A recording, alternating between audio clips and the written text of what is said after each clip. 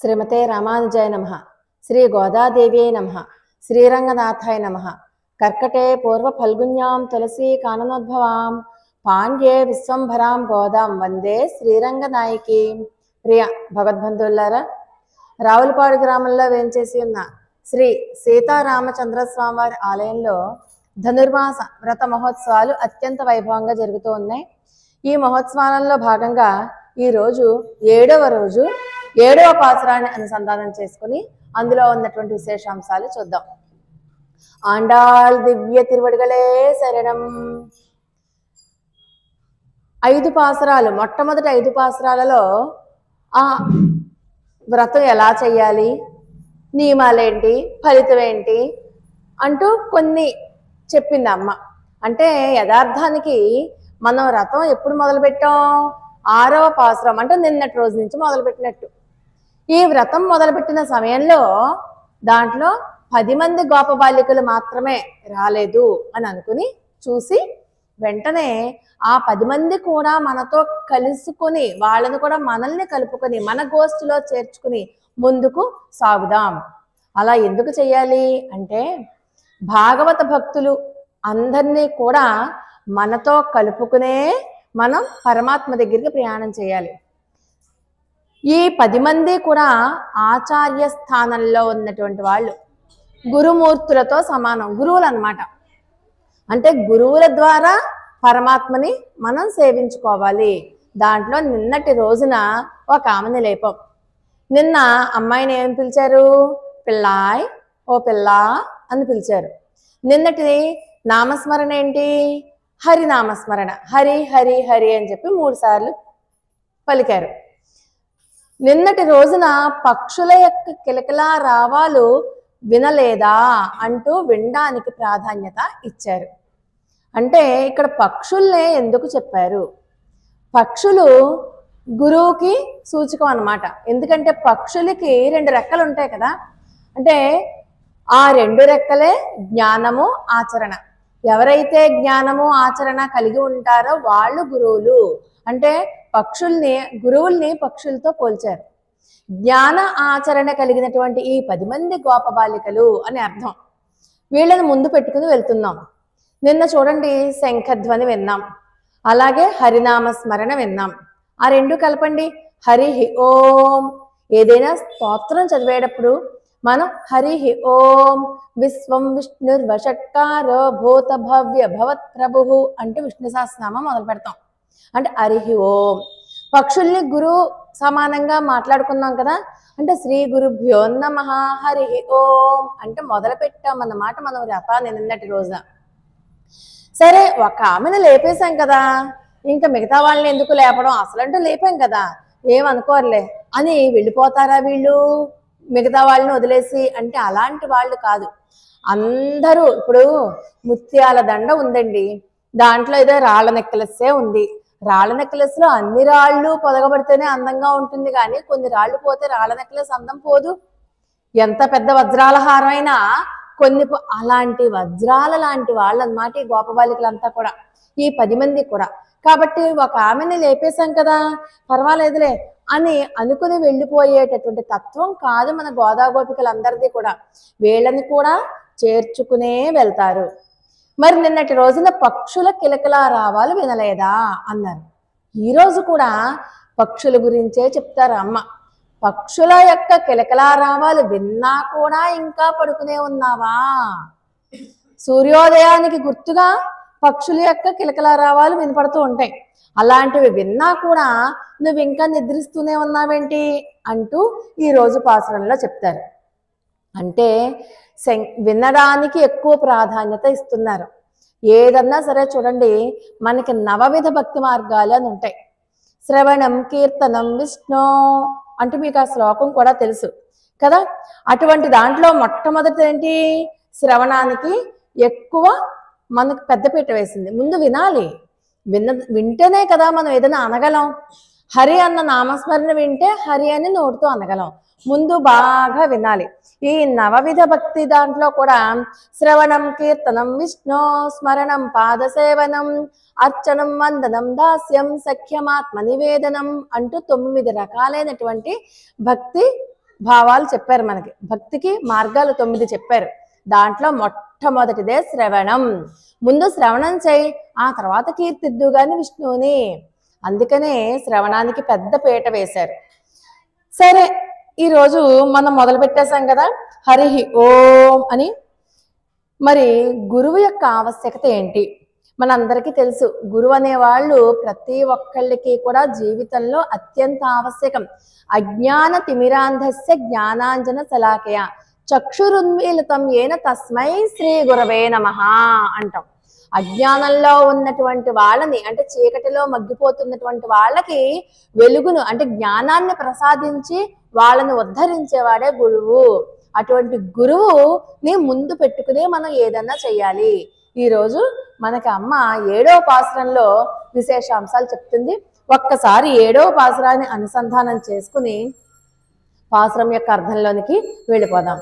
ఆండాళ్ దివ్య తిరువడిగలే శరణం. కీసుకి సెన్రెంగుం అనే చాత్తన్ కలందు పేసిన పేచ్చరవం కేట్టిలయో పేయి పెண்ணే காசும் பிறப்பும் கலகலப்பக்கை பேர்த்து வாசனரும் குழலாய்ச்சியர் மத்தினால் ஓசைப்படுத்த தைரரவம் கேட்டிலையோ நாயக பெண் பிள்ளாய் நாராயணன் மூர்த்தி கேசவனை பாடவும் நீ கேட்டே கிடத்தியோ தேசமுடையாய் திறவேன் லோரெம்பாவாய் ఆండాళ్ దివ్య తిరువడిగలే శరణం. ఈ పాసురంలో కీసుకి సెన్రెంగుం, ఇక్కడ కూడా పక్షులే. కాకపోతే ఈ రోజు పక్షులకు ఒక ప్రత్యేకమైన పేరుంది, భరద్వాజ పక్షులట. ఈరోజు భరద్వాజ పక్షులు మాట్లాడుకుంటున్నాయి, అరుస్తున్నాయి, వినిపించడం లేదా? పక్షులు అన్నారు, బానే ఉంది. భరద్వాజ పక్షులు అని ఎందుకన్నారు? ఎందుకు ఉపమానం వేశారంటే, భరద్వాజ మహర్షి పెద్ద జ్ఞాని. ఎలాగంటేట ఆయనకి వేదాలు చదవాలి, వేదాలు నేర్చుకోవాలి అని అనిపించి వేదాలని అభ్యాసం చేస్తూ ఉన్నారు. చేస్తూ ఉంటే ఈ వేదాలు చదవడంలోనే పూర్తిగా 100 సంవత్సరాలు పూర్తయిపోయాయి. అదేంటి 100 సంవత్సరాలు చూస్తుండగానే అయిపోయాయి.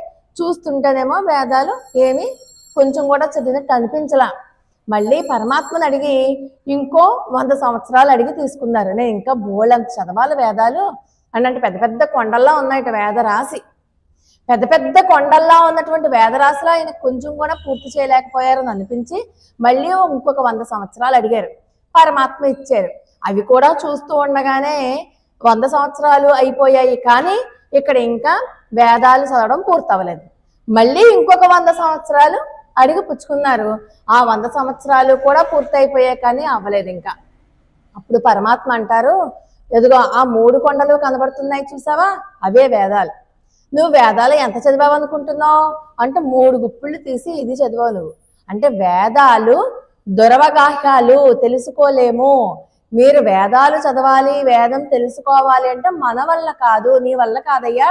నువ్వు తెలుసుకున్నావు కదా కాస్త కాస్త కాస్త, ఆ తెలుసుకున్నది చాలు, అది పంచిపెట్టు అందరికీ, అది సరిపోతుంది, అది పంచిపెట్టు అన్నారు. అప్పుడు నమస్కారం చేసి, అమ్మో నేను వేదాలని మొత్తం అన్ని వేదాలని చదివేయాలనుకున్నాను, కానీ నేను చదివిన వేదం ఇంతేనా, ఇంత గుప్పిళ్ళలో కొంచెం గుప్పిడి తీసుకొచ్చి పక్కన పెట్టారని పరమాత్మ, అంతేనా అని అనుకుని పరమాత్మకు నమస్కారం చేసి తను తెలుసుకున్నటువంటి వేదాన్ని నలుగురికి పంచిపెట్టడం మొదలుపెట్టారు.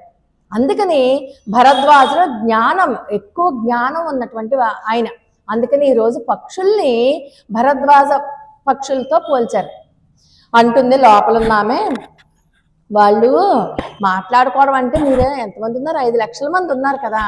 అసలు అవి పడుకుంటే కదా, అవి పడుకుని ఉండవు, అలా మాట్లాడుకుంటూనే ఉన్నాయి. మీ అల్లరికి అవి అసలు నిద్రే పోలేదు.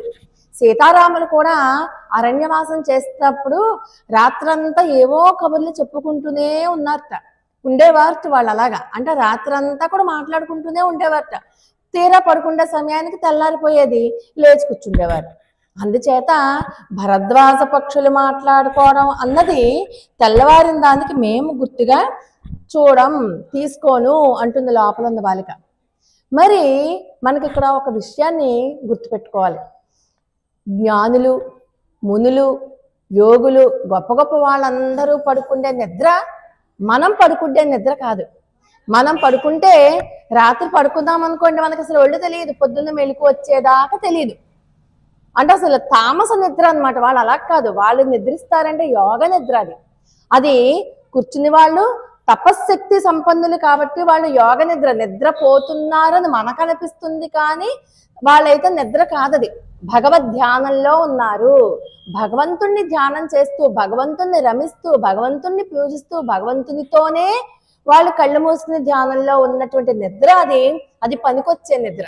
మన నిద్ర ఒళ్ళు తెలియని పనికిరాని నిద్ర. మన నిద్ర లాంటి నిద్రతో పోల్చుకోకూడదు. వాళ్ళుట మనందరము మెలకుగా ఉన్న సమయంలో వాళ్ళు రెస్ట్ తీసుకుంటారట, మనందరము నిద్రపోయే సమయంలో వాళ్ళు భగవద్ ధ్యానం చేస్తారు. అంటే అప్పుడు ప్రశాంతంగా ఉంటుంది. చూడండి, ఇప్పటి నుంచి మళ్ళీ రేపు సూర్యోదయం దాకా ఎంత ప్రశాంతంగా ఉంటుందో అంత ప్రశాంతంగా ఉంటుంది కదా. కానీ మనకైతే అలా కాదు, మనం పగలంతా పనులు చేసుకుంటాం, రాత్రి అలిసిపోయిన శరీరంతో పడుకుంటాం.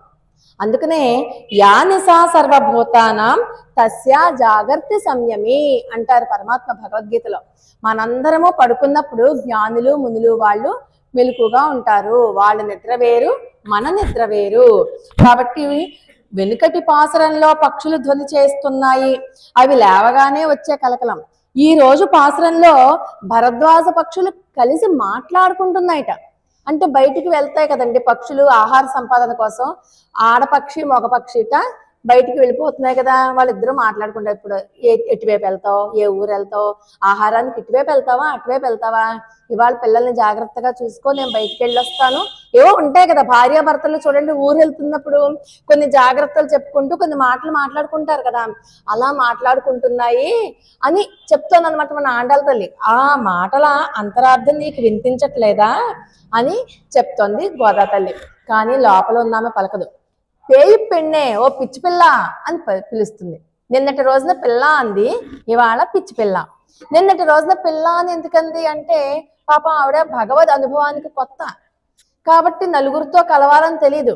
ఈవిడ కొత్త ఆవిడ కాదు, ఈ రోజు ఆవిడ పాత ఆవిడే, కానీ నలుగురితో కలిసి భగవద్ అనుభవాన్ని అనుభవించాలి అన్న విషయం తెలియక, అంటే ఏం చెయ్యాలో తోచని స్థితిలో ఉన్న పిల్ల కాబట్టి ఓ పెన్నే పిచ్చి పిల్ల అని చెప్పి పిలుస్తున్నారు. లోపల ఉన్నామంటుంది, మాట్లాడుకోవడం తెల్లవారు దానికి గుర్తు కాదు, వేరే ఏదైనా గుర్తు చెప్పండి అప్పుడు నమ్ముతాను. అయితే చెప్తున్నాను విను. కాసుం పిరప్పం కలగలపక్కై పేత్తు కాసుం పిరప్పం, ఆడవాళ్ళ మెడలో మంగళ ఆభరణాలు ఉంటాయి కదా, ఆ ఆభరణాల ధ్వని వినిపించట్లేదా అంటుంది. ఇక్కడ గోపికలే 5 లక్షల మంది ఉంటే అక్కడ మరి ఇళ్ళు కూడా 5 లక్షలమే ఉంటాయి కదా, ఇంకా ఎక్కువే ఉండొచ్చు. ఒక్కొక్క ఇంట్లో కనీసం ఒక గోపికైనా ఉండకుండా ఉంటుందా? మరి అందరి ఇళ్లల్లో ఉన్నటువంటి ఆడవాళ్ళ మెడలో మంగళసూత్రం కదలడం ఏంటి అంటే వాళ్ళకి రేపల్లెలో పెరుగు చిలకడం అనేది నిత్యకృత్యం, అవునా కదా. ఎందుకని అక్కడ ఉన్నటువంటి పశువులు శ్రీకృష్ణ స్పర్శతో పెరిగినవి, శ్రీకృష్ణ వేణుగాన మాధుర్యానికి లోనయ్యి అవి ఎక్కువ పాలు ఇచ్చేసేవిట. మనకి చూడండి, మనం పాలు కొనుక్కుంటే నీళ్ళగా ఉంటాయి, తోడు పెట్టుకుంటే ఒక 2 పెరుగు పోసుకోగానే 3వ వాళ్ళకి నీళ్ళే వస్తాయి దాంట్లోంచి.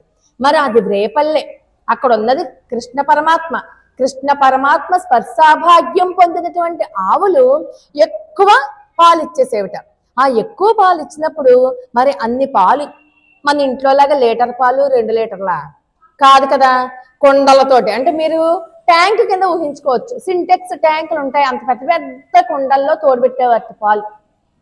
బోల్డ్ పాల సమృద్ధి బోల్డ్ అంత కదా అక్కడ రేపల్లెలో, అందుకని అంత పెద్ద పెద్ద కుండల్లో తోడుపెట్టేసేవారట. మరి అలాంటి కుండలో గరిట గుచ్చాలి అంటే అసలు పెరుగు రానే రాదుట, అంత గట్టిగా తోడుకుంటుందిట. వాళ్ళకి పెరుగు చిలకడం నిత్యకృత్యమయ్యే. మరి మనకు అనిపిస్తుంది అంత గోపికలు కూడా సాక్షాత్తు కృష్ణ పరమాత్మ పక్కనే ఉన్నప్పటికీ కూడా పెరుగు చిలకడం అన్నది వాళ్ళు చెయ్యాలా? కృష్ణుడు ఉంటే మనమైతే హాయిగా పరమాత్మ మన పక్కనే ఉంటే పెరుగు లేదు ఏమీ లేదు, హాయిగా ఆయనతో ఆడుకుంటాం. వాళ్ళు ఎందుకు చేస్తున్నారా పని అని మనకు ఒక సందేహం కలగచ్చు. పెరుగు చిలకడం వాళ్ళ నిత్యకృత్యం. మనకు ఎలాగైతే మన నిత్యకృత్యాలు ఉంటాయో, ఆఫీసులకు వెళ్ళడం, ఉద్యోగాలు చేయడం, ఏవో ఉంటాయి కదా, పొలానికి వెళ్ళడం, అలాగే వాళ్ళకి కూడా నిత్యకృత్యం అంట. ఎవ్వరైనా సరే, ఎంతటి వాళ్ళైనా సరే నిత్యకృత్యాలు మానరాదు అని మనకి సందేశం ఇవ్వడానికిట. అంటే కూర్చునే పర్వాలేదులే, నాకు ఎదురుగుండగా దేవుడు ఉన్నాడు కదా, ఇంట్లో పనులు ఏమిలే, కూర్చుని మఠం వేసుకుని నా పని నేను చేసుకుంటాను, ఓం ఓం ఓం అని ఏదో దైవధ్యానం చేసుకుంటాను, వెంటనే దేవుడు ప్రత్యక్షం అయిపోతాడని చెప్పి 24 గంటలు అక్కడే కూర్చోవడం కాదు. నువ్వు కూర్చుంటే కూర్చో, నీకు విధించిన కర్మని నువ్వు చెయ్యి. ఏ కర్మ చేయకుండా కాళ్ళు బాసమటం వేసి కూర్చుంటానంటే కుదరదు అని పరమాత్మ భగవద్గీతలోనే చెప్తారు. కానీ ఆ కర్మను ఎలా చేస్తావు నువ్వు? కర్మణ్యేవాధికారస్తే మా ఫలేషు కదాచన. నువ్వు కర్మను చేయి, ఫలితాన్ని ఆశించద్దు. ఆ కర్మని నీ సంఘం వద్దు. నువ్వు ఏదైనా పని చేస్తే ఆ పనికి నువ్వు కట్టుబడిపోయి ఉండద్దు. సంఘం వద్దు, నువ్వు చేసేసి ఫలితాన్ని వదిలేసాయి. అంతేగాని ఏమవుతుందో అని చెప్పి బెంగ పెట్టుకుపోవద్దు. అలాగా అక్కడ పెరుగు తరచడం నిత్యకృత్యం అన్నమాట. అందుకని చెప్పి నిత్యకృత్యాలు చేసే తీరాలి. అవి చేసుకుంటూనే భగవద్ధ్యానం చేయాలి. ఆ నిత్యకృత్యాలు కూడా భగవంతునితో అనుసంధానం చేసుకో. నువ్వు ఏ పనన్నా చేయి, కృష్ణారామ అనుకుంటూ చేయి. వంట చేయి, కృష్ణారామ అనుకుంటూ చేయి. స్నానం చేయి, కృష్ణారామ అనుకుంటూ స్నానం చేయి. ప్రతిదీ గనక భగవంతునికి లింక్ పెట్టి గనక మనం చేస్తే అది దాంట్లో దోషం ఉండదు. మరి అక్కట కాసుం పెరప్పం కలగలప్పక్కై పేర్తు. వాళ్ళు ఏం చేసేవారట? కృష్ణుడు అంటే ఇష్టం. తెల్లారు లేస్తే కృష్ణుడికి వెన్నపూస కావాలి, వెన్న ఇవ్వాలి. కృష్ణుడికి వెన్న అంటే ఇష్టం. వెన్న ఇవ్వాలి అంటే మనం వెన్న చెయ్యాలి కదా. అందుకుట వాళ్ళు పొద్దున్నే లేచేసి వెంటనే నిత్యకృత్యాలు అయినటువంటి వాళ్ళ వెన్న చిలకాలి కదా. చిలకడం అంటే పెద్ద పెద్ద కొండల్లో తోడుపెట్టినటువంటి పెరుగుని దాంట్లో కవ్వం గుచ్చాలంటే ఎంత బలం ఉండాలి వాళ్ళకి? భుజబలం బోళ్ళంత ఉండాలట, దిగదుట. అంటే కత్తితో కోసినా తెగకుండా ఉండేంత గట్టిగా తోడుకుంటుందట పెరుగు. అంత పెరుగులకి మామూలుగా మనం చూడండి లీటర్ గిన్నెలో చిన్న కవ్వం పెట్టి చిలికేసినట్టు చిలికేస్తే కుదరదు. లేకపోతే మిక్సీ ఉంది మనకి చక్కగా వెన్న చేసుకోవడానికి, అవేం కుదరవు. అక్కడ పెద్ద బాండీ పెట్టి పెద్ద బాణ అంటాం కదా, అంత దాంట్లో పెరుగుని బలవంతంగా పెద్ద కవ్వం, రోకలి బండ కంట బాగా ఎత్తైన కవ్వాన్ని బలవంతంగా 10-15 మంది కలిపి గుచ్చితేనే గానీ దిగదు. మరి అంత బలమైన కవ్వానికి ఇంకెంత బలమైన తాడు కట్టాలి? మరి ఒకళ్ళు లాగితే సరిపోతుందేంటి? ఇటువైపు ఒక 10 మంది, అటువైపు 10 మంది లాగాలి. అంత బలంగా లాగితేనే కానీ మీకు వెన్న తయారవదు. మీకు ఇప్పుడు నేను చెప్తున్న దృష్టాంతం మీకు ఎక్కడో విన్నట్టు అనిపిస్తోందా? అది సాగర మథనం చూడండి. మనకి పాల సముద్రంలో వాళ్ళ అమృతం కోసం రాక్షసులు దేవదానవులు ఇద్దరూ కూడా వాసుకిని అడ్డం పెట్టుకుని అటువైపు దేవతలు ఇటువైపు రాక్షసులు ఉండి చిలుకుతారు కదా. ఆ దృశ్యంతో సమానంటే ఈ దృశ్యం. అది గుర్తొస్తుంది మన గోదాగోపికలందరికీ కూడా. అది ఎంత గొప్పదో, వీళ్ళు పెరుగు చిలకడం కూడా అంతే గొప్పది. దీనిని దది మథన వృత్తాంతము అంటారు. వాళ్ళు అంత బలంగా లాగుతుంటే నిన్న చూడండి, మొన్న దామోదరుని కోసం యశోదాదేవి వెనకాల పరిగెడితే మొత్తం కొప్పంతా జారిపోయి చెమట్లు వచ్చేసి ఆవిడ ఎంత అలసిపోయింది. అంత అలసిపోతారట ఇవి లాగేసరికి. మరి వెన్న రావాలి కదా, ఒకటా రెండా? ఒక 400 లీటర్ల పాలుని వెన్న లాగాలి అంటే ఎంత కష్టం అది. ఆ లాగేటప్పుడు బలవంతంగా లాగాలి కదా. లాగినప్పుడు మెడలో ఉన్నటువంటి మంగళసూత్రాలు, చేతికి ఉన్నటువంటి మంగళాభరణాలు అంటే గాజులు, తర్వాత ఏమో ఆఖరికి కొప్పు కూడా విడిపోతుంది. అంత బలవంతంగా లాగితే జుట్టు కూడా ఊడిపోతుంది కదా. అలాగా ఆ శబ్దాలు వినపడుతుందని నీకు వినిపించట్లేదా? చూడు, కృష్ణయ్య కోసం అందరూ వెన్న తీస్తున్నారు. వెన్న తీసేటప్పుడు చిలికేటప్పుడు వాళ్ళు బలవంతంగా ఇలా ఊగుతూ లాగుతున్నప్పుడు ఒళ్ళంతా కదిలిపోతుంది కదా. కదిలినప్పుడు మెల్లో ఉన్నటువంటి మంగళసూత్రాలు కూడా కదులుతాయి కదా. అవి ఒకళ్ళ ఇద్దరు 5 లక్షల మంగళసూత్రాలు కలిసి ఒకేసారి సౌండ్ వినపడుతుంటే అది వినిపించట్లేదా నీకు? అదైనా పోనీ తీసుకుంటావా తెల్లవారిన దానికి గుర్తుగా అని చెప్తున్నారు. వాళ్ళు పెరుగు చిలకడం కూడా ఏవో టీవీలో సౌండ్ పెట్టుకున్నాం అలా కాదు, చక్కగా భగవన్నామం చేస్తూ చాలా చక్కగా జైతు జైతు దేవో దేవకీ నందనోయం, జైతు జైతు కృష్ణో పృష్టివంశ ప్రదీప, జైతు జైతు మేఘశ్యామల కోమలాంగో, జైతు జైతు పృథ్వీ భారనాశో ముకుంద అంటూ ఆ భగవన్నామ సంకీర్తన చేస్తూ పనులు చేసుకుంటారు.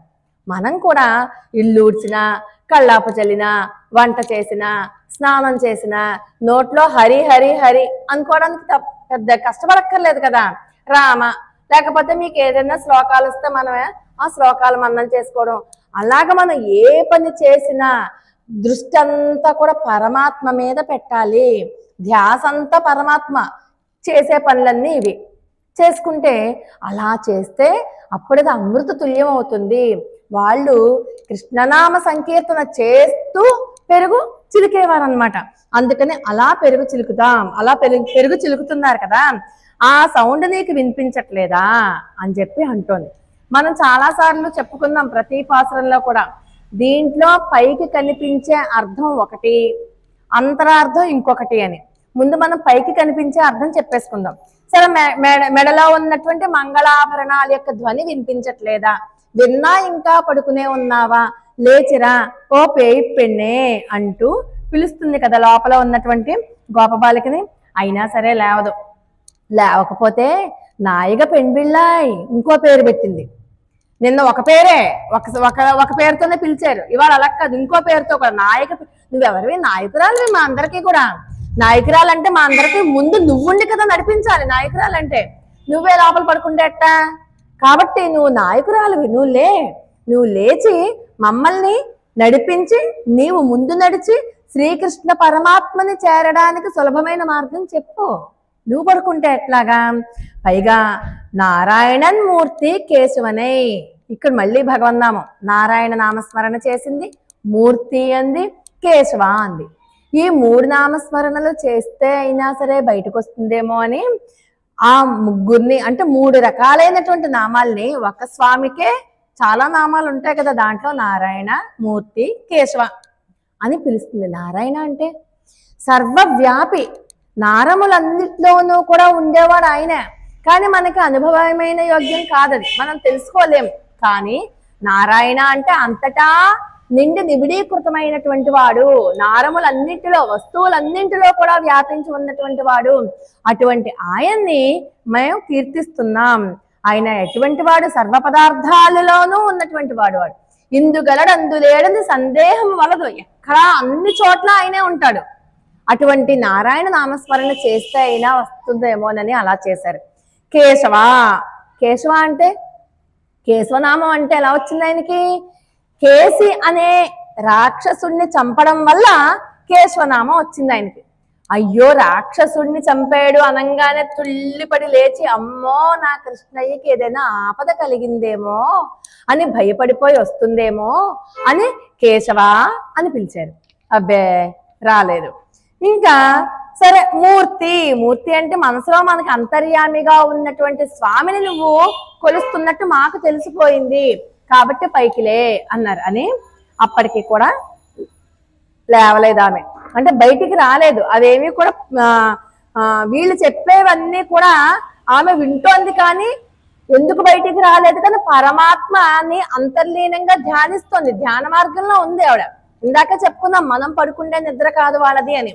అటువంటి ధ్యాన మార్గంలో ఉన్నటువంటి పరమాత్మతో రమిస్తున్నటువంటి స్థితిలో ఉన్న ఆమెకి ఆ ధ్యాన మార్గంలో ఉన్న పరమాత్మని వదిలి రాబుద్దే లేదు వీళ్ళ గోష్ఠి దగ్గరికి అనమాట. అందుకని అయినా కూడా ఉలకలేదు, పలకలేదు.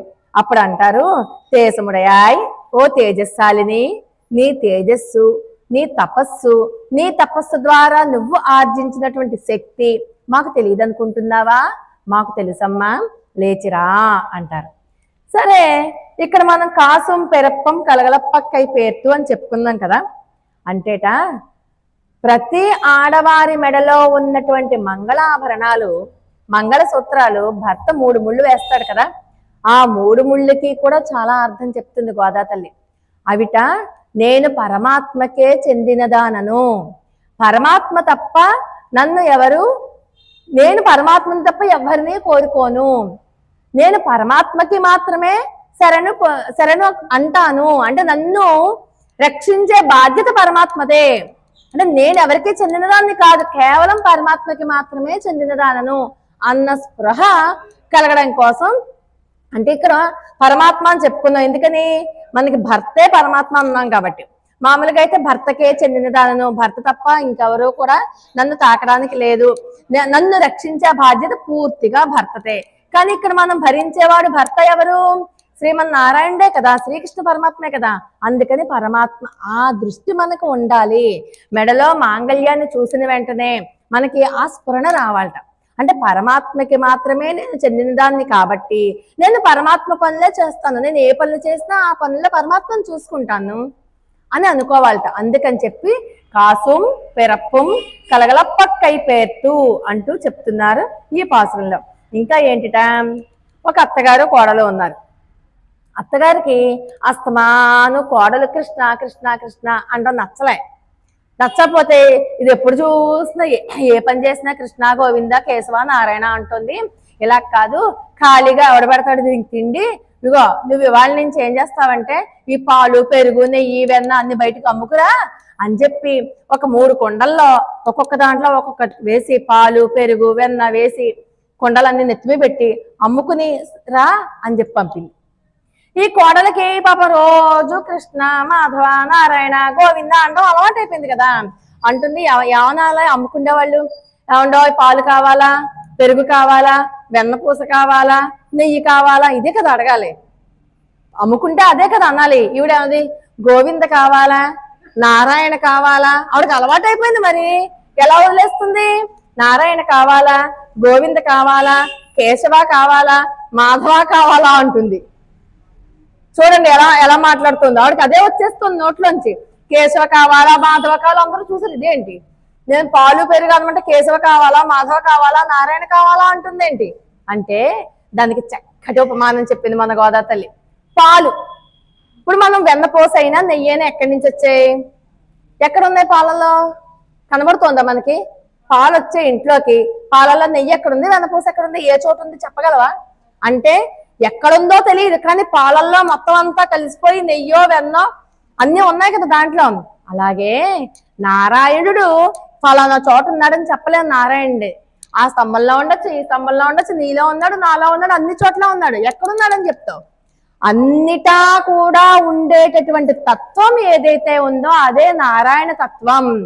అన్ని పాలల్లో మొత్తం అంతా ఎక్కడో ఉంది, వెన్నపూస ఎక్కడుందో తెలియదు మనకి, అదే పాలు. అందుచేత పాలు కావాలా అంటే ఈసారి పాలు కావాలా అంటాం మానేసి నారాయణ కావాలా అని అడుగుదాం. పాలు పాలు పాలు అంటే మనకు పుణ్యమే వస్తుంది. పాలు బదులు నారాయణ నారాయణ నారాయణ అంటే బోలంత పుణ్యం. అజామిళోపాఖ్యానం తెలుసు మనకి. అజామిళుడు ముందు ముందు వస్తుంది చూడండి. అజామిళుడు అనేవాడు ఒకగా ఎలాంటి వాడంటే ఎన్ని పాపాలు చేశాడో చెప్పడానికి నోరు సరిపోదు, అన్ని పాపాలు చేశాడు. కానీ పాపం ఆఖరి కొడుక్కి నారాయణ అని పేరు పెట్టుకున్నాడు. పిలవాలని లేకపోయినా అవసాన దశలో ఎందుకో ఒక్కసారి కొడుకుని చూడాలనిపించి కొడుకు ఎక్కడో దూరంగా ఉంటే నారాయణ నారాయణ నారాయణ అని పిలుస్తుండగానే ప్రాణం పోయింది. అంతే. మరి అన్ని పాపాలు చేసిన వాడు, అంత దుర్మార్గుడు, అంత దుష్టుడు, అంత నీచుడు, అంత దౌర్భాగ్యుడు అయినటువంటి అజామిళుడికి మరి యమదూతలు వచ్చి పట్టుకుపోవాలి కదా. యమదూతలు వస్తారు, విష్ణుదూతలు వస్తారు. విష్ణుదూతలు ఒప్పుకోరు. నారాయణ నామస్మరణ చేశాడు, మీరు రావడానికి కుదరదు పండి అని చెప్పి చక్కగా హాయిగా వైకుంఠానికి తీసుకెళ్ళిపోయాడు. మరి పాలు పాలు పాలు అంటే పుణ్యం ఎక్కడ వస్తుంది? నారాయణ నారాయణ నారాయణ అంటే పుణ్యం వస్తుంది. ఆ పాలుని మరి వెన్నపూస ఎలా వస్తుంది మనకి? బాగా కాచాలి కదా. బాగా కాచాక పెరుగు తోడబెట్టాలి కదా. అంటే ఏదో ఒక కాస్త పని చేస్తున్నాం కదా. అలాగే నారాయణ నామం తర్వాత ఆయన ఒక పని చేశారు.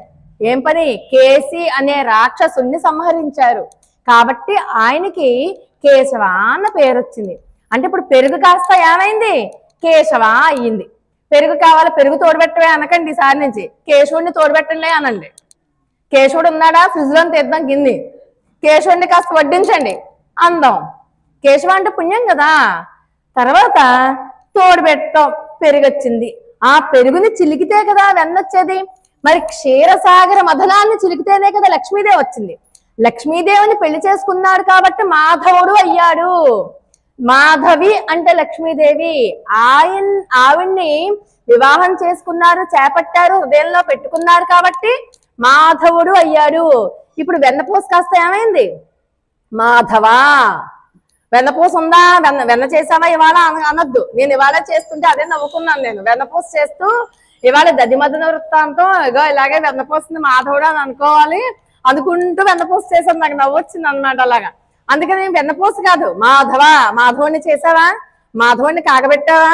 మాధవుడిని కాగబెడితే ఎవరు వస్తారు? గోవిందుడు వస్తాడు. మాధవుడిని కాగబెడితే ఎవరు వస్తారు? మరి పాల నుంచి పెరుగు చేసి పెరుగు నుంచి చిలికితే వెన్నపూస చేసి వెన్నపూసని పొయ్యి మీద పెట్టి దగ్గరుండి కాస్తే నెయ్యి అవుతుంది కదా. అంటే నెయ్యి అవ్వాలంటే పాల నుంచి డైరెక్ట్ గా అయిపోయిందా? ఎంత శ్రమ పడితే నెయ్యి వచ్చింది. మరి గోవిందుడు ఎంత శ్రమ పడ్డాడు. గోప గోపీ జనాన్ని అంతటినీ కూడా గోవర్ధన పర్వతం ఎత్తి వాళ్ళందరినీ రక్షించాడు. 7 రాత్రుళ్ళు 7 పగళ్ళు రక్షించాడు. అంత కష్టపడితే నెయ్యి వచ్చింది. అంత కష్టపడి ఆయన గోవింద నామాన్ని తెచ్చుకున్నాడు ఆయన. అందరూ కూడా అందుకే కదా ఆయన గోవిందా అని పిలుస్తారు. అంటే ఇప్పుడు నెయ్యి కాస్త ఎవరయ్యారు? గోవిందుడు అయ్యారు. కాస్త నెయ్యి వడ్డించండి అనద్దు, గోవిందుడిని వడ్డించండి అందాం. బాగుంది కదా. ఇప్పుడు సున్నుండలు చేసుకుంటాం. సున్నుండలు చేసినప్పుడు నెయ్యి దండిగా వేయాలి. అప్పుడు వేయాలి గోవిందుడిని కాస్తాయి అని అందాం. ఏం పోయింది? గోవింద. అసలు గోవింద నామస్మరణం వెనకాల ఉన్నటువంటి కథ మనకి ముందు ముందు పాసురాల్లో వింటాం. అద్భుతమైనటువంటి నామం కాబట్టి ఇప్పుడు పాలు కాస్త నారాయణుడు అయ్యాడు. అంతటా నిండి ఉన్నటువంటి పరమాత్మ స్వరూపాన్ని పాలల్లో చూసుకుంటున్నాం కాబట్టి పాలే నారాయణుడు. అలాగే పాలను బాగా కాగపెడితే తోడు పెట్టాక పెరుగయింది కాబట్టి అంతటా నిండి ఉన్న నారాయణ అనే నామం తర్వాత ఒక కార్యం చేస్తే కేశవనామం వచ్చింది కాబట్టి పెరుగు ఈజ్ ఈక్వల్ టు కేశవ. ఇప్పుడు తర్వాత ఏంటి? పెరుగు తర్వాత వెన్నపూస చిలికాం కదా బాగా. వెన్నపూస కాస్త ఎవరయ్యారు? మాధవుడు. మాధవ. క్షీరసాగర మథనం తర్వాతే కదా లక్ష్మీదేవి వచ్చింది. కాబట్టి బాగా మనం చిలికితేనే కదా వెన్నపూస వచ్చింది. కాబట్టి వెన్నపూస అన్నా మాధవుడు అన్నా ఒకటే. కాబట్టి వెన్నపూసని మాధవుడితో పోల్చారు. ఇప్పుడు ఆఖరికి ఎంత శ్రమపడి మనం తయారు చేసింది ఏంటి? నెయ్యి. పొయ్యి మీద పెట్టి కాచం. ఆ నెయ్యే ఎవరు? గోవింద. కాబట్టి మనం గోవిందుడిని పిలవాలి. నెయ్యి కావాలి అంటే నెయ్యి కావాలని అడగండి మీ ఇళ్లలో. ఏమందాం? గోవిందుడిని తీసుకురండి. గోవిందుడు ఉన్నాడా? గోవిందుడిని కాద్దామా? గోవిందుడిని కాస్త వెచ్చజేయి. శీతాకాలం కదా, తొందరగా గడ్డగట్టేస్తాడు. అందుకని గోవిందుడి కాస్త పొయ్యి పెడితే చక్కగా వేసుకోవడానికి బాగుంటుంది. బాగున్నాయి కదా చక్కగా. రోజు హాయిగా పాలు పెరుగు నెయ్యి వెన్న అనే బదులు నారాయణ కేశవ మాధవ గోవింద అనుకుంటే చాలా బాగుంది కదా. ఇక నుంచి మనం అలా పిలవడానికి ప్రయత్నం చేద్దాం అని చెప్తూ గోదాదేవి చెప్తోందనమాట. కాబట్టి ఇలాగా మనం చెయ్యాలి. దీంట్లోట మనం పెద్ద కుండ పెట్టాం కదా. మనకి పాలు పెరుగు ఇవన్నీ ఎక్కడి నుంచి వస్తాయి? ఆవుల నుంచి వస్తాయి. ఆవులేంటి? ఆవులే వేదాలు. ఆ వేదాల నుంచే భగవద్ గుణానుభవ వైభవం వస్తుంది. అవే పాలు. గోవులే వేదాలు. ఆ గోవుల నుంచి వచ్చే పాలే భగవద్ గుణానుభవ విభూతులు. వాటిని బాగా గురుముఖత తెలుసుకుని వాటిని మన మనసులో బాగా దృఢంగా నాటుకునేటట్లుగా తెలుసుకోవడమే పెరుగు. పెరుగు బాగా కదలకుండా ఉంటేనే కదా తోడుకుంటుంది. మరి వేదాల నుంచి తెలుసుకున్న గురుముఖత తెలుసుకున్న విషయాలని మనసులో బాగా అలా పెట్టుకోవడమే పెరుగు. ఇప్పుడు ఆ అనుభవ రూపమైనటువంటి పెరుగుని భగవత్ సంబంధ జ్ఞానం అనే కవ్వంతో, పెరుగుని కవ్వంతో చిలికితేనే కదా మనకి వెన్నపూస వచ్చేది. ఆ కవ్వంతో బాగా ఆ తాడేసి బాగా మనం చిలకాలి. ఆ తాడేంటి? భగవత్ ప్రీతి, భగవంతుని మీద ప్రేమ అనే తాడుతో చిలకాలి.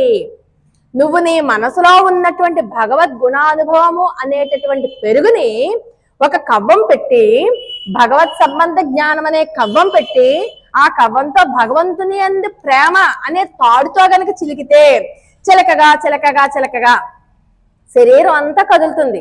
అవునా కదా? నోరు కదులుతుంది. కృష్ణనామస్మరణ చేస్తాం కాబట్టి మనస వాచ కర్మణ అంటాం. మనసులో వెన్నపూస రావాలని అనిపిస్తుంది. వెన్నెప్పుడు పడుతుందో అనుకుంటామా? శరీరంతో చిలుకుతాం. నోటితో కృష్ణనామస్మరణ చేస్తూ ఉంటాం.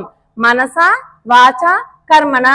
నువ్వు గనక చిలికినట్లయితే ప్రేమతో భగవంతునికే అర్పణ చెయ్యాలి అనే మనస్సు, ఆ మానసిక స్థితి మనకి ఏర్పడుతుంది.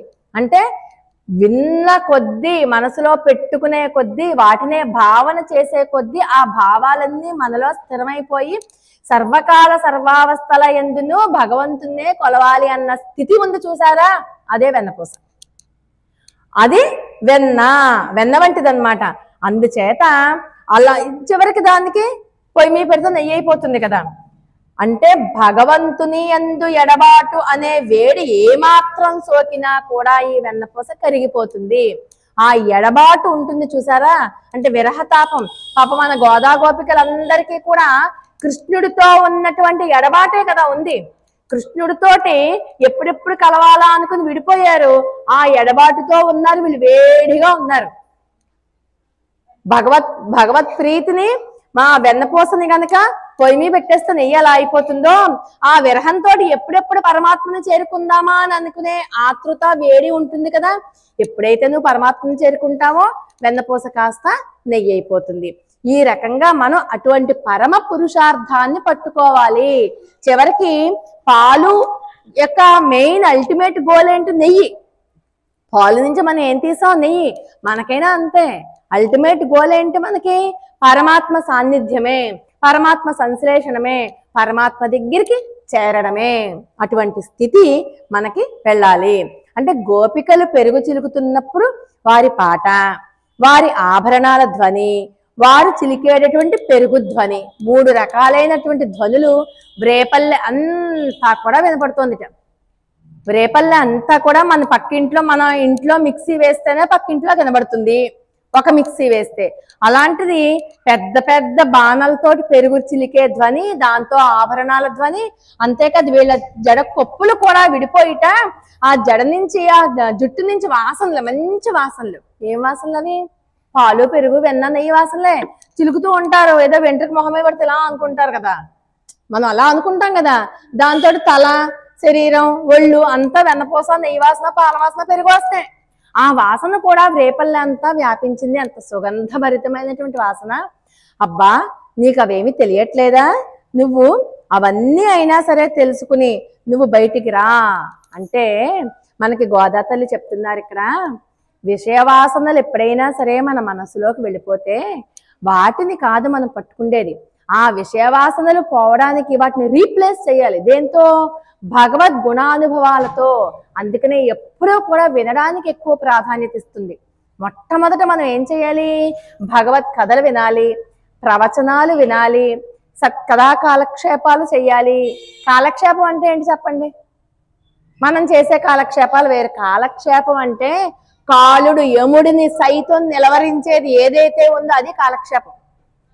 యముడిని సైతం నిలవరించేస్తుంది ఏంటి? భగవత్ కథలే. ఎప్పుడైనా సరే ఈ తిరుప్పావేకి ఒక పెద్ద ఇంపార్టెన్స్ ఉంది. తిరుప్పావే దివ్య ప్రబంధం ఎక్కడైతే పారాయణ జరుగుతుందో అక్కడ యముడు కాలు పెట్టలేడుట. అందుకనే ఇది ఇప్పుడు మనం అంతా చేసేది కాలక్షేపం. అంటే భగవత్ కథలు చెప్పుకోవడం, భగవంతునితో భగవత్ సంబంధమైన విషయాలు మాట్లాడుకోవడం, ఈ తిరుప్పావే దివ్య ప్రబంధాన్ని పారాయణ చేసుకోవడం, ఇవి కాలక్షేపాలంటే. అటువంటి చోటుకి యముడు సైతం కాలు పెట్టనే పెట్టలేట. అటువంటి కాలక్షేపాలు చేసుకోవడం ఇవన్నీ మనం చెయ్యాలి. చేస్తే అప్పుడు నువ్వు పరమాత్మ దగ్గరికి వెళ్ళిపోతావు అంటూ చెప్తూ ఈ పాసురంలో ఏంటుంది? కేశవనై, కేశాల గురించి మాట్లాడింది కదా. స్త్రీకి కేశాలే కదా అందం. జుట్టు లేకపోతే ఆడవాళ్ళు ఏం బాగుంటారు? బాగుండదు. అంటే ఈ జుట్టు దేనికి సంకేతం? మోహానికి సంకేతం. మోహం కలగజేస్తుంది. మనకి పరమాత్మ దగ్గరికి వెళ్ళి తలనీలాలు ఇస్తారు. ఎందుకు ఇస్తారు? ఈ మోహం, అహంకారం ఇవన్నీ పోవాలి దేవుడా అని. మనం ఎవరైనా తిరుపతి గుండు చేసుకొస్తే వెంటనే నవ్వేస్తాం. చిన్నపిల్లలు తెలియదు కదా. చిన్నపిల్లలు, పెద్దవాళ్ళ గుండె ఏంట్రా అలా ఉంది, గుండు చేయించుకున్నావా, గుండు గుండు గుండు అని అలాగే అంటారు. అది కాదు, అది భగవంతునికి ఇచ్చేశారు. అసలు జుట్టు భగవంతునికి ఇవ్వాలంటే ఎంత ధైర్యం ఉండాలో, ఎంత భక్తి ఉండాలో, అవునా కదా? అటువంటి జుట్టుని పరమాత్మకి అర్పించేస్తున్నారు. ఎందుకంటే తనలో ఉన్నటువంటి మోహము, క్రోధము, అహంకారము ఇవన్నీ పోవాలి. జుట్టు ఉంటేనే మొహం అందంగా ఉంటుంది. జుట్టు లేకపోతే మొహం ఏం బాగుంటుంది? నున్నగా గుండెలో ఉంటుంది, అవునా కదా? బాగుండదు. అందుకని అటువంటి మోహాన్ని తగ్గించుకోండి. మోహం ఎప్పుడు పోతుంది? నువ్వు పరమాత్మ గుణగణాలు విన్నప్పుడు నీలో ఉన్నటువంటి మోహం, అహంకారం పోతాయి, తగ్గుముఖం పడతాయి. అందుకని నారాయణన్ మూర్తి కేశవనే పాడవం నీ కెట్టే కిడతాయో. అవన్నీ తగ్గాలంటే ఈ రోజు కూడా నామస్మరణ చేద్దాం. నారాయణ అందాం. సర్వము వ్యాపించి ఉన్నవాడు వాడే కాబట్టి నారాయణ. అంతర్యామిగా ఉన్నది వాడే మూర్తి. కేసి అనే రాక్షసుల్ని చంపాడు కాబట్టి కేశవ. నారాయణ, మూర్తి, కేశవ అని ఎలుగెత్తి కీర్తిద్దాం. కీర్తిస్తే మనలో ఉన్నటువంటివన్నీ పోతాయి. వాత్సల్యానికి పరాకాష్ట నారాయణ నామం అంటే. ఎంతో వాత్సల్యం, మన మీద వాత్సల్యం కొద్దిట అంతా వ్యాపించి ఉన్నట్టు ఆయన. ఏమో ఎప్పుడైనా ఎక్కడైనా కేకేస్తే, ప్రహ్లాదుడు కేకేస్తే స్తంభంలోంచి వచ్చాడు కదా, మనం కూడా అలాగా ఆర్తితో కేకేస్తే ఎక్కడి నుంచి వచ్చేద్దామని. కానీ మనం అది గమనించుకోలేము. మనకంత శక్తి ఎక్కడుంది?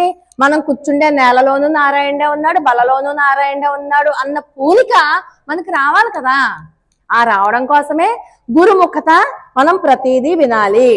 అంటే రూపాన్ని ఏర్పరచుకునేవాడు పరమాత్మ మన కోసం, మన మీద ప్రేమ కోసం. అసలు ఆయనకి రూపాలంటే అన్ని రూపాలు ఆయనే, అన్ని నామాలు ఆయనే. విష్ణు సహస్రనామం చూడలేదా? అనంత నామాలు ఉన్నాయి ఆయనకి, అనంత రూపాలు ఉన్నాయి. ఏ రూపంలో ఎప్పుడు ఎలా వస్తాడో తెలీదు. మనం దశావతారాలు అని చెప్పి 10 రూపాలే లేకపోతే 10 నామాలో ఏవో అనుకుంటాం, కానీ కాదు. ఉన్న రూపాలన్నీ ఆయనవే. ఎప్పుడైనా ఏ రూపంలో అయినా రావచ్చు ఆయన, కానీ ఆ రూపంలో వచ్చాడు పరమాత్మ అన్న విషయం మనకి తెలుసుకోవాలి. మనం ఏ భావంతో అయితే పరమాత్మని ప్రార్థిస్తామో ఆ భావాన్ని పట్టుకో. యో యథామాం ప్రపద్యంతే తాం తదేవ భజామ్యహం. నువ్వు ఏ భావంతో నువ్వు కనుక నన్ను కీర్తిస్తావో ఆయా భావంతోనే నేను నిన్ను అనుగ్రహిస్తాను అంటాడు పరమాత్మ భగవద్గీతలో. అంచేత మన భావం ప్రధానం ఇక్కడ.